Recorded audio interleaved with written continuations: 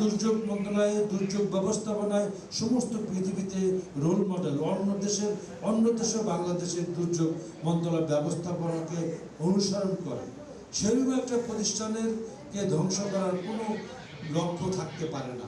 কিন্তু যারা এই যে ছাত্রদের রাজনীতিকে ব্যবহার করে, তাদের হিসাবে কাঁধে বন্দুক রেখে সমস্ত পৃথিবীতে বাংলাদেশের দুর্যোগের যে সম্মান, সেই সম্মানকে নষ্ট করার জন্য এবং দুর্যোগ মন্ত্রণালয়ে সাধারণ মানুষের পক্ষে যে কাজ করে, সে কাজকে বিঘ্ন করার জন্য তারা এই কাজটি পরিকল্পিতভাবে এই স্বাধীনতার বিরোধী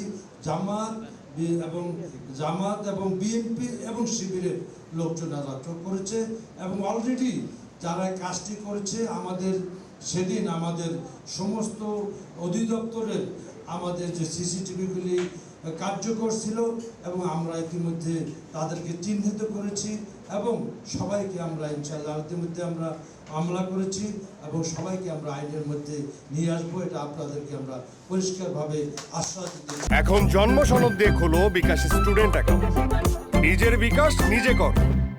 যেখানে বাংলাদেশের সম্মান, যেখানে দেশের সম্মান জড়িত, যেখানে পৃথিবীতে যে বাংলাদেশ যে সম্মানটা আমরা প্রতিনিধিত্ব করি, সেই প্রতিষ্ঠানগুলিকে তারা আঘাত করেছে।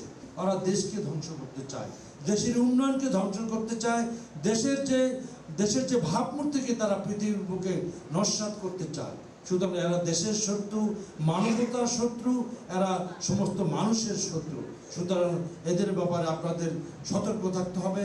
তবে আপনাদেরকে আশ্বাস দিতে চাই, ইতিমধ্যে কারা অর্থ দিয়েছে, কারা নাশকতা করেছে এবং কারা এই ব্যাপারে নির্দেশ দিয়েছে, অলরেডি আমাদের গোয়েন্দা বাহিনী এটা আইডেন্টিফাই করে ফেলেছে এবং এখন তাদেরকে ধরার কাজ শুরু হয়েছে।